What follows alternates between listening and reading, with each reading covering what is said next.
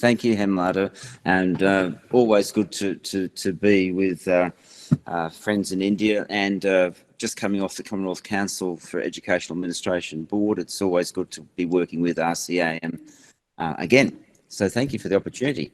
I'm going to present. So we're really happy to be with you tonight, and the three of us, as Hemlata graciously introduced us, you know a little bit about us. I've spoken last year to this group, and so we'll continue on with some of the ideas that we've done about modelling successful school leadership. And what we're going to be presenting to you tonight is our very latest model. It's just been published earlier this year. And it combines work from the International Successful School Principalship Project and other research that we're doing. So we'll begin by just giving you background to how we got to this model, so our research on school leadership, and then we'll present the model. We'll bring it in with good timing and slowly so that we can discuss it in detail, and then we'll show you how it works for a school that we're researching at the moment. By doing this, we hope that you're able to think about how it applies in your context, because again, whenever we share ideas about leadership, whenever we share models, we always have to contextualise these to suit our own circumstances. So we know the UNESCO United Nations Global Goals, and we know that quality education is goal 4, and along with all these other very important aspects that go along with these huge global goals. And so quality education is what we're really focusing on tonight with our presentation. And with that goal, so just some of our beliefs. So we believe that all students can learn, all schools can be good schools, and it is leadership that is the driver in achieving this. Now, again, you have to contextualise what a good school means for you, but however you think about that, the belief that all students can learn surely must drive what we do, and that all children have a right to a full primary and secondary education, and we know that's still not true across the world, and that within schools we think that leadership is the driver. Now, we're particularly focused on the principal and school leadership, but of course your system leadership, your leadership by government is also part of this. Now, we've been spending 20 years researching successful school leadership. Most of it has been within 2 international projects, and I've given you the names of them and the links to these. And this presentation, I think, can be shared after we adjourn today. So the International Successful School Principalship Project has been going for 20 years. It's a big project, and we'll talk a little bit more about that. And the International Leadership Development Network has been going for more than 10 years, and we've been involved in both of those. And in these projects, mostly what we do are complex multiple perspective case studies. Now, last year in one of these seminars, I talked about that in some detail in terms of how the International Successful School Principalship goes about it. But along with these multiple perspective case studies of successful school leadership, we've got a lot of other research that we do. So middle leaders, professional learning of school leaders, school governance, system leadership, school review, marketing and education. Lawrie is a world expert in marketing in education, leadership for innovation, and leadership in faith-based schools. While our research has mostly focused in terms of schools in Melbourne, we have studied successful principals across different contexts within that large city. So primary, secondary, special schools, low, medium and high educational advantage, female and male principals, and a range of principal experience and so forth. And it's important to know that across those 2 research projects that I mentioned, they involve more than 20 countries. And so we travel the world, we share ideas, we see schools all around the world, and we're constantly comparing what we're doing with our schools in Australia and researching with what's happening around the world. So in terms of research in the ISSPP and the ISLDN, we've contributed more than 25 large complex case studies over the time. And if we include some colleagues in Tasmania, that gets to more than 30. And we've contributed about 25% of the publications to date by the ISSPP. So we've been very productive in this space. The ISSPP, as I said, it's covering many countries across the world. You'll notice we don't have any from India, which is a pity. But if you're interested, please get in touch with myself or Lawrie or Helen after this presentation, because it would be great to have representation from India within the project. Within this project, as I said, we do multiple perspective case studies, and these are the sorts of things we do. So we're individually interviewing the principals, senior staff in the school board members if the school has a board or a governing body. And then we often do group interviews with teachers as well, and group interviews with parents and students where we not in all countries can we do all of this, but certainly in Australia we can. We also grab or analyse a range of appropriate documents. So in our context, that will be things like school review reports, websites, so forth. We observe the work of the principals and the functioning of the school over several observations over a 2-week period. And just recently, we've got a new teacher survey that we use. So these are complex case studies. These take several weeks to conduct and take 2 or 3 researchers to be involved in the research. So they're substantial works, and we think provide trustworthy, reliable and valid findings. From the ISSPP, we've got a lot of learnings, and I'm not going to go through all these. This is a book that Chris Day and I put out a few years ago now. It's the most recent book from the ISSPP. We've got another one that we're actually currently writing at the moment. And at the end of this book, we tried to summarise what we've found. And so these are just some of the ideas. So high expectations for all. It seems to be a feature across the world, and wherever we go, if you're looking at an effective school, it has this high expectations for all. Students, teachers, families and so forth. Principals and other school leaders have a pragmatic, active approach. So they take ideas that are useful to them. And so to go to the next point, they don't claim to be a transformational or an instructional leader. They'll use transformational and instructional leader, but they'll use other ideas as well. Right. And it is principal and school leaders, so they're trying to involve other people as appropriate. And depends on the context again. Not all contexts this is possible, but where it is possible, they're certainly trying to involve others in a more distributed approach. The core leadership practices, so things like setting direction, developing people, particularly teachers, developing the school, making sure the structures are working, and trying to improve teaching and learning. They're sort of 4 key leadership practices that really do work across the world.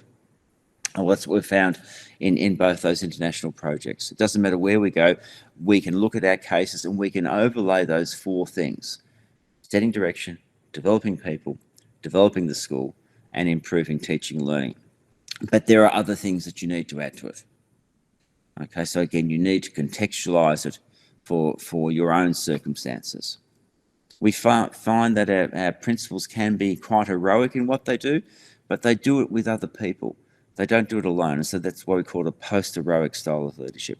So often they have to champion their school. They have to go against the system and say, we need more resources for our school and so forth.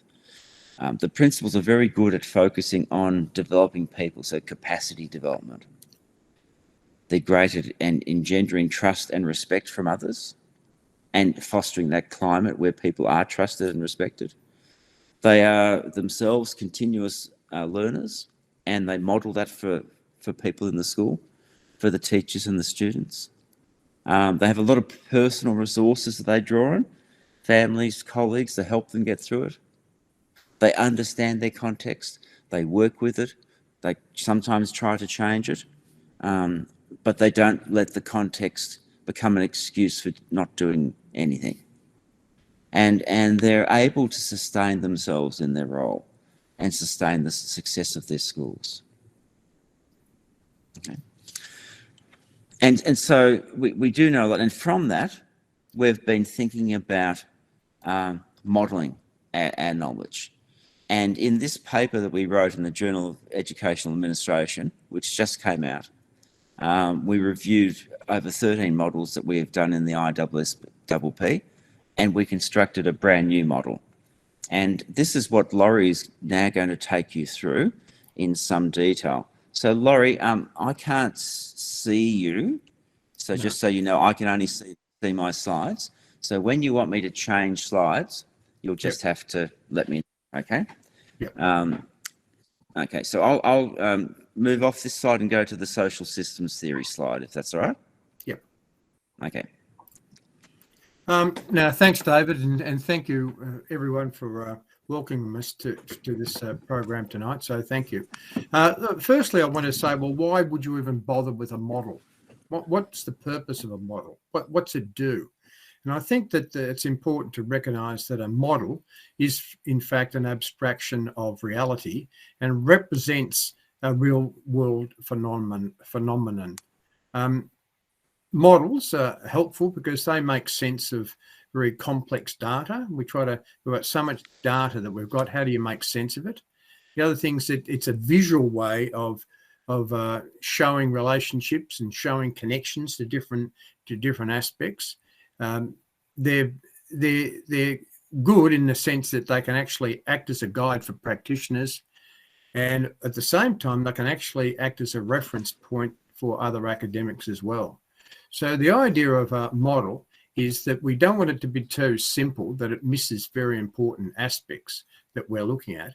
In fact, we don't want it to be too complex either, because in that sense, if it's too complex, that's too hard and difficult to follow. So we've got to get it, it's just got to be about right. And what we think we've done in this model is made it about right. Now you can see here the simple model that we can see on the board. It's got inputs, throughputs, and outputs. Now, we can trace our own history of education in Australia, in our own country, and we can look at various times in which it's been important to have inputs. So, for example, after the Second World War, where there was what we call the baby boomers, where there was a large population explosion, the system needed to have inputs. They needed more teachers, more money, more schools, more resources. And what they had to do was put these into the system. So they were what we call inputs. Now, of course, once politicians get involved with education, they don't like putting in too many inputs because it costs a lot of money. So the focus sometimes, and we look at the school improvement movement in the 1980s and 90s, and we can see that the focus was then on throughputs. You know, it's not just how much resources you've got, it's what you actually do with them that counts. So we had a focus on throughputs, and now in the 2000s, the focus is now on outputs. And we can see that outputs are just about everything. So you can see the PISA results, the OEDC, the infatuation with results and achievement seem to be dominating the system at the moment. But we would argue, of course, that you need a combination of both inputs, throughputs, and outputs to get a better outcome altogether. So, David, the next slide gives us unpack this. So this is our model.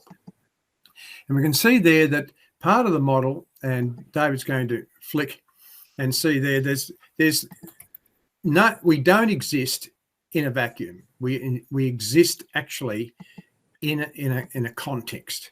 And that context there are many influences and very levels of context that we're living in. The environment is quite complex. So you can see that there are political forces, and political forces, we know they can prioritise what's important in education. They can give the resources to where they think is most fit. They can determine a lot of things. So those things can't be ignored. Political forces. We've got the technological forces, the digital age we're in now, and we can't escape that. We're now incorporating, like we're sitting on here tonight, doing a digital presentation. These things can't be ignored, and of course they're impacting on us. The social, cultural aspects of any organisation, any country, any district is also so important. And now we know that also that economic forces are terribly important as well. And we can see now there's a shortage of teachers in many countries around the world, especially in many of the Western countries. And it's about trying to find resources to, in fact, make sure that we have enough teachers in the system itself. So they're the forces that are upon us. And then we live in systems. We live in an educational system and institutions that impact on our education. These are sometimes the rules and the policies that institutions have on education, and the educational forces themselves. You know, what's the fad at the moment? What's important? Which way is education heading? These are all impacting, and they're actually impacting on the school itself. So the next aspect. And just before we go off that, Lawrie, so we've got the arrows coming into it, and we think that sorry, let me go through. We think that for the system, one sometimes has successful principals can actually influence the system. Yeah. And so that's why we've got a small arrow going back out there as well. Yeah. Mostly these forces. So COVID, for example, has impacted across the world, and it's not much that we can do to influence at the school level. We just have to respond to it. But we think sometimes our principals have been able to influence the system. So that's why we've got a small arrow going back up the top. Yeah. Now, these things, as I said, normally one way, it's very difficult for us to influence the technological forces or the political forces because they're actually influencing us. But if we're getting back to our basic model, we said that there's certain inputs. So from our studies, these are being the inputs from a principal's point of view that we think are important, because we've called this an educational leadership model. So what do leaders do? What do successful leaders do? So we do know that they do actually understand the school context itself. And schools have got different histories. They've got different styles. They've got different types of, they've got different financial resources, physical resources. These things are extremely important. So they are an input. Then there's the leader themselves. And this is from our studies, where these are the things that we've found have been very important in terms of leaders. We know that values are important. We know that beliefs and vision. The characteristics and, in fact, the qualities of these leaders are extremely important. Their attitude towards change, their ability to be adaptable, their ability to actually develop competencies and experience for themselves. They actually are contextually intelligent. They're quite sensitive to the context in which they're working, and then they've got their own professional identity. They know who they are, and they know what they can do. Then, of course, we can't ignore the staff, because this is in fact, these are huge assets that organisations have, people, and we know that staff bring their own expertise. And quality teacher and commitment and staff identity are also important. But we can't also ignore the family. And what the family bring, their socio-economic background, is extremely important. And we do know that that is a huge influencer in education. These socio-economic, political and social capital and the history and the identity of the family is important as well. So these are the inputs. Now, what happens next is there's a transformation takes place. And this is, again, what we've found from our successful leaders, what they actually do. So we do know, for example, and here we've got some boxes, they do actually influence both directly and indirectly. Mostly they impact indirectly. That is, they are able to create the culture, they can structure the organisation, and they set direction. These are the important things that we know that success do. They actually are able to build capacity, and they can build capacity in a number of areas. They can build and help people build their personal capacity, to teach his own personal capacity. They can help people and staff to develop their professional capacity, who they are as professionals. We know that they can affect the organisational capacity. There's the structures and the sort of climate that's there, the sort of safety that people have, the security that people have in terms of the organisation.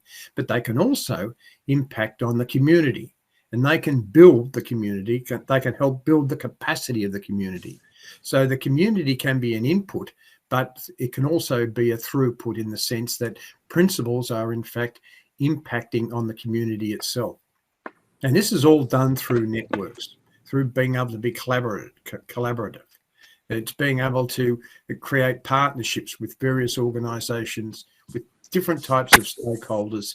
There's a sort of an engagement at this level, which we've found to be extremely important.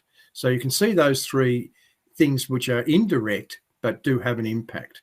And this is underpinned by the leadership themselves, of the leader themselves. What do they do? We know that, in fact, they are very reflective of their own, of what's going on, reflective of their own leadership behaviour. They take what we call a portfolio approach. That is, they borrow from different kinds of disciplines, different areas, different theories, and they pick the best out of those themselves. So a portfolio is they are able to be situational in how they adapt their leadership style. But of course, they can't do it on their own. So a lot of them, the time they're building the middle leaders and the senior leaders of their school, and that middle leader can have a huge impact as well. So they're building that aspect. And then there's the strategic interventions that David mentioned in the first lot. They're the things like, for example, being able to influence. If leadership's about anything, it's being able to be influential. So they're influential in developing those things, as I said, from the school, direction and culture and capacity building. That's how they're able to influence in those areas.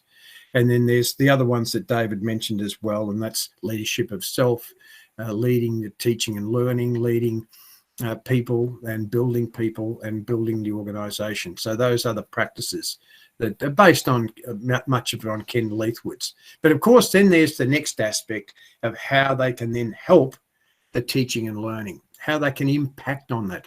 Because we do know that of all the in-school factors, the internal factors of schools, that teachers have an influence of between 30 to 60% on student outcomes.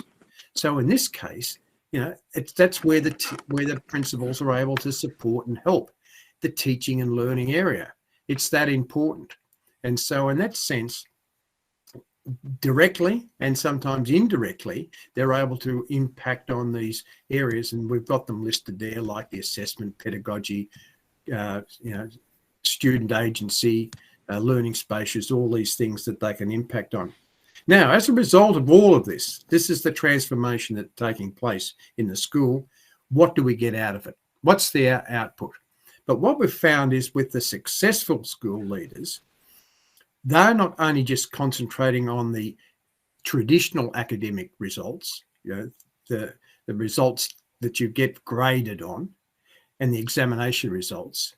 They're also interested in what we call the authentic outcomes, and that's the intangible things like their spirituality, their self-identity, who they are as a person, who they are as a young adult, their well-being, their ability to be, a citizen of the community and a citizen of the world. And they're also focusing on lifelong learning. So these are outcomes that are not just traditional, but they are a multitude of outcomes in terms of supporting students in their life.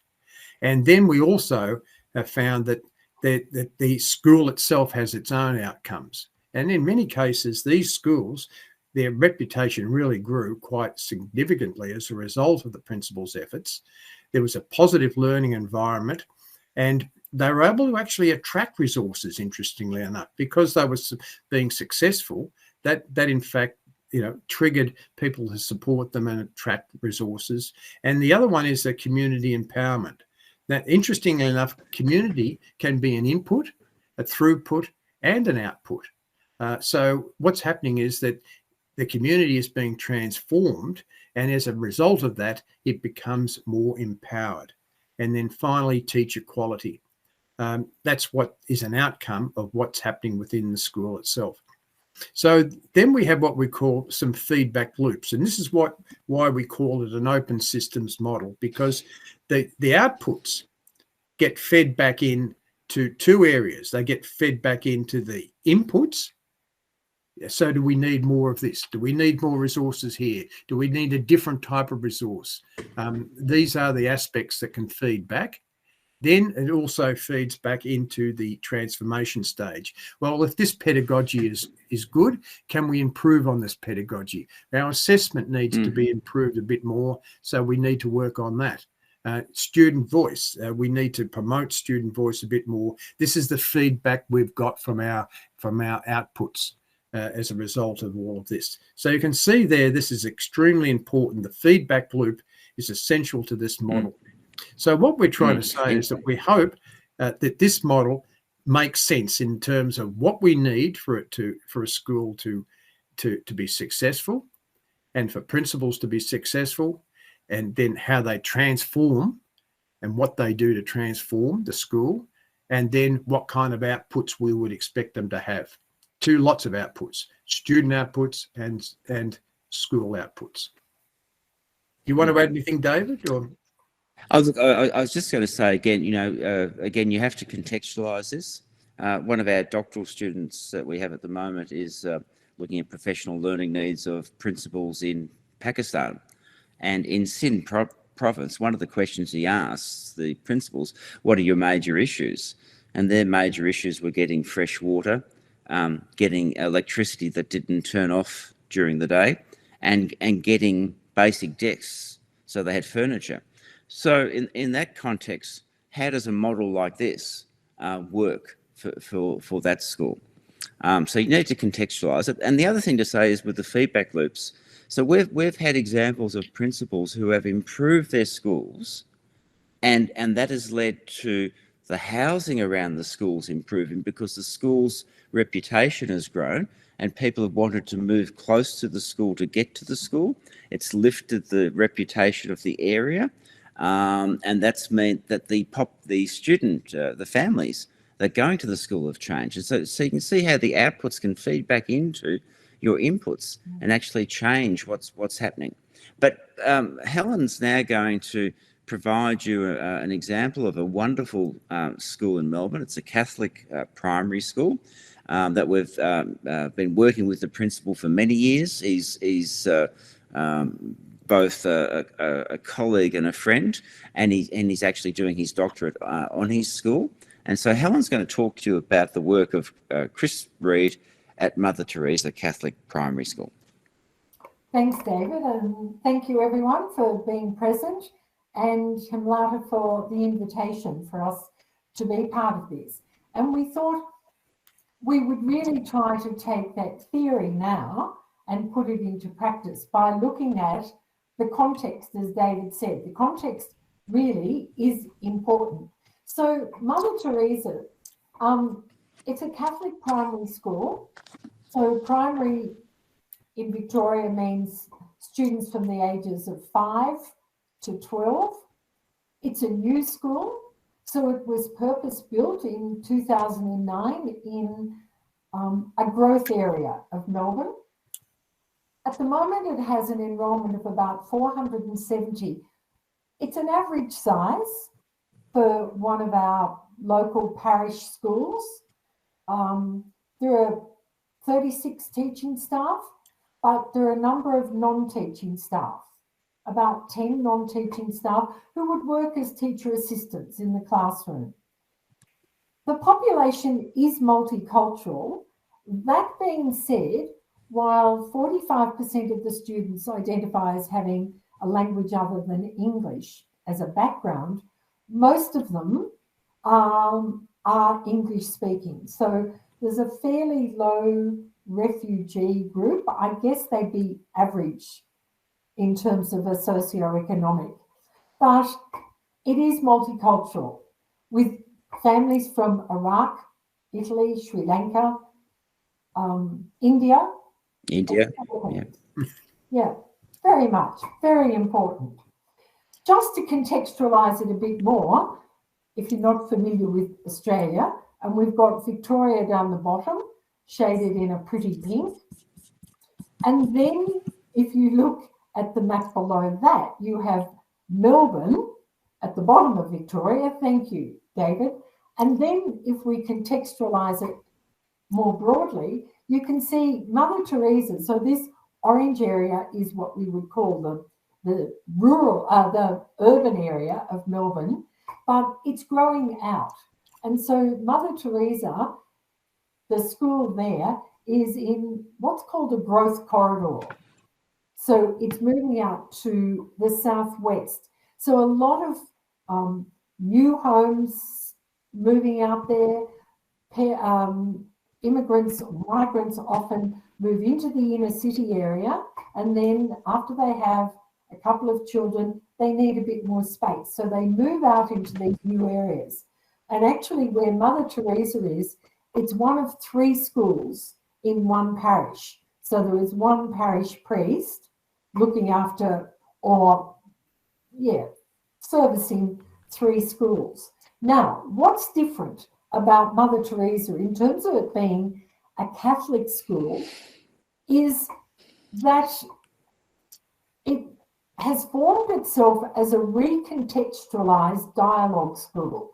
I'm not sure if you're familiar with this in India, but we're trying to work with Catholic schools in Victoria and in other parts of the world in recontextualising in terms of reinterpreting what does Catholic faith look like in a contemporary world, and how do we dialogue this concept with the less traditional Catholic faith context. So this has been Chris's approach from the time he began as principal of this school. He wanted to go beyond the school, so the community is very important, to bring them into this whole context of recontextualising a dialogue school. So there are 3 things that are different about his school. It's a recontextualised dialogue school. He has worked very much on the concept of a professional learning community. You know, we're all working together. It's not children working, students working in isolation with teachers, but we're all working together. And the third thing, because it was a new school, he had some say in how it was structured. So it's built with these open learning spaces. One stage in Australia, we referred to them as learning streets. So you haven't got those individual classrooms. So this, of course, helps build this concept of community. Thanks, David. So he has a focus on learning. First of all, student voice is very important. Now, when we talk about student voice, we're trying to use that concept in terms of student agency, students having responsibility for their own learning, for them planning their learning. So less directed learning and more children and students being involved in their own learning. He's very much worked on the 21st century learning skills and developing a culture of thinking. Very strong on that. And the people that he employs, he expects them to come into that learning community. Parents are important in terms of being partners in the learning. Students learn better when they have the support of their family. So he makes the whole thing, he sells it as a partnership.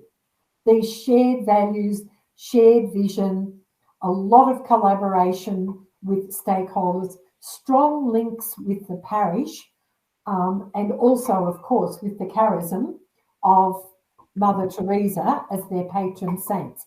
But then he takes it beyond that, and he honours the broader community. On the block where the school is built, it had been an Aboriginal or a First Nations community. So he's embraced them as the original custodians of the land. You can see there a little bluestone hut, which is one of the original houses of the early community that's there. And they have maintained this. This is our heritage. So the heritage becomes very important. They invite Aboriginal elders in, as you can see, wearing the skins, the possum skin, which is traditional. They'll have Aboriginal artefacts, message sticks, etc. They will invite the Aboriginal elder in to conduct ceremonies. This is part of that recontextualising what does our Catholic faith look like today. And very much the school works within that broader community, of which is why we as university people have been involved in the school too. So that's it. That's the story of it. Now, how do we put it into our model? So keeping in mind what Lawrie spoke about, we still have those same outside forces, the political, economic, socio-cultural and technological. When we talk about the educational and institutional forces, we've added there the Catholic system, because in Victoria, our Catholic schools are part of a Catholic system. It's like a mini education department of Catholic schools. And so they have a great deal of input as to what happens within the school. So Chris, as a principal, has to be able to negotiate with them too. He can't just do what he likes. When we look at the inputs, we've got the same headings as we had in the model that Lawrie showed, but we look at the context now. It's a reasonably large, for us, Catholic school. Unlike many of our schools, it has permanent buildings. They're not ones that can be taken off on a truck and given to someone else. They're open plan buildings. They're great learning spaces. And it's set in lovely spacious grounds because it's on the outskirts of the city. So they were able to buy a large tract of land. When we look at our principal, one of his guiding features, I guess, is his strong Catholic faith. He comes from a strong Catholic background, and his faith is part of him. He has postgraduate qualifications in theology and in leadership. He has a Master of School Leadership. He's doing his doctoral research. He's part of a principal professional learning community. So he's ticking all the boxes as what he is bringing into the school. He's not a new principal. It's his second principalship. So he had 7 years in another school before he began at Mother Teresa. So he understands the school system and he understands the experiences the things he deals with. In terms of his staff, he focuses on trying to employ Catholic teachers or people that are part of the Catholic faith. So the induction, understanding the heritage and why it's important. He has some mature age students. We've said the average age is about 35. He also attracts a lot of young teachers, but he expects a lot of them, and sometimes they don't stay, but that's okay. If you don't fit, it's better for you to move on. But he encourages them to go on and do postgraduate qualifications. So these are the inputs that he's bringing. And as we said, he incorporates the family. So the families by and large are average in terms of their socioeconomic status, but they are aspirational. And you can tell when we have migrants come to our country, they're here to do well. And so the parents want their students, they want their children to do well. They'll do anything to support them. But within that faith, they have chosen a Catholic school. So the faith component is important. When we look at, there are inputs, when we look then at the transformation, Chris is very firm in his vision. He wants a world-class Catholic school. And he wants it to be a contemporary Catholic school. Hence, his whole idea of that recontextualisation. To do that, you've got to build that capacity. Lawrie spoke about the personal capacity of your teachers, their professional capacity as an organisation, but we've got to bring that community in, and we've talked about those families and bringing them in. And he's very big in moving out into the networks, the collaborative networks, local networks around, as we said, the Aboriginal network, the community, the parish. They're partners in the learnings of these students. So they're, you know, our level 2, our indirect. We've still got the educational leadership of Chris with those professional, that concept of the professional learning community. He's very big that he's not a top-down leader. He's leading in and he's leading with. And he makes the strategic interventions that are necessary. But he really is that reflective practitioner, all the time seeking feedback. How can we be doing things better? So you see the arrows going both ways. And then in terms of his teaching and learning, very much that focus on 21st century curriculum, the new pedagogy, the learning spaces, the students working on that culture of thinking, but inquiry learning, questioning why. So it's not just the input into the students, but it's the why. How do we make those links between our learning? Literacy and numeracy, very important, but incorporated within that whole notion of inquiry and building those communities of learners. The students are a community of learners, the class is, the teachers are, the school is. So it's all within this concept of learning together. So we get from that the outputs. And our outputs here, again, we've got the student outcomes, those traditional outcomes, and the authentic outcomes. Very much, if these students are going to be members of the Catholic faith, but within a contemporary world, then that whole spiritual development becomes very important. And so one of the outcomes that obviously the school aims for is that Catholic identity, really important.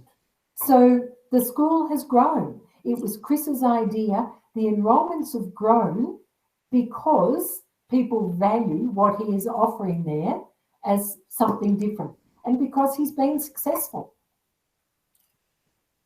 So again, if you come back, we finish that off and we've got the arrows going forth and with and the feedback loops. So what we're learning all the time is, okay, what outputs, what impact? For example, when Chris first started, their literacy and numeracy, because of the way he approached, their literacy and numeracy was not at the levels that the system were requiring. But Chris had the patience, knowing it would come, but get the foundations right and the other comes with it, which doesn't mean that they didn't come back and look at their teaching and learning. If the outputs aren't what is being accepted, okay, we need to go back and think, well, what might we need to do differently? So you see the whole thing just emerges and keeps re-emerging. But that reflection is what we're doing, having the impact that we want it to. And if not, what do we need to change? Great.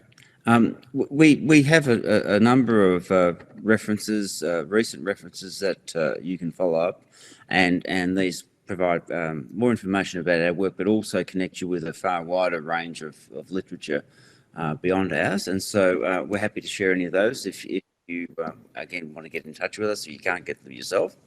And we're more than happy for you to contact us. There are emails, and again, this presentation should be at the end, and we'll at that point, unless Lawrie, you want to say anything to conclude? No, just to say that, you know, what we've attempted to do is to try to describe a lot of complex issues. I mean, leadership is complex, and schools are complex, and situations are complex. And what we've tried to do is distill what we think are the key elements and put them into a model which we think can describe what's happening and what's important. So we do know that inputs are important. I mean that's basic. We haven't got them. That makes it more difficult. But it's understanding what kind of inputs we have, and then when we got these inputs, what do we do with them? And we can find there that these leaders are strategic. They build capacity. They push the organisation forward. They focus on the kinds of teaching and learning and the ethos. So that's what they actually do. And then we have outputs. We used to only ever measure outputs in terms of literacy and numeracy. But what these leaders do is say that there's more than one kind of output. There's not only just different outputs for students, but there's also an output for schools themselves. So outputs are, I think, a lot more complex and broader than just the basic ones that we measure to put into the PISA results. And I think what we find with our successful leaders is they push the boundaries. So they're not constricted. They work within a context, but they're not controlled by the context. They have the courage, and I often say it's the key thing you need as a leader. You have to be courageous. You have to know what you believe in and have the courage to push through at times. So it's an exciting journey for us, and it's a privilege to be able to share it with other people. Good. And so now we can take questions.